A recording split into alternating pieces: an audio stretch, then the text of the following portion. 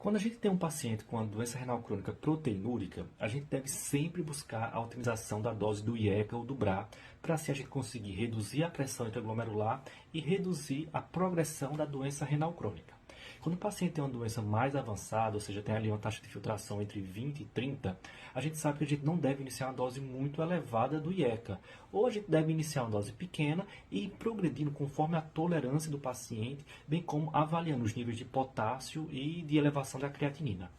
A gente deve utilizar esse mesmo racional para introduzir as glifosinas. Ou seja, se eu tenho um paciente com uma doença renal crônica, uma nefropatia proteinúrica, e eu já coloquei a dose máxima tolerada do IECA ou do BRA, e mesmo assim o paciente persiste com a proteinúria acima de 200 mg por grama, ou seja, 200 mg por dia, a gente deve considerar o uso das glifosinas, dos inibidores SGLT2, caso o paciente tenha uma taxa de filtração glomerular acima de 20.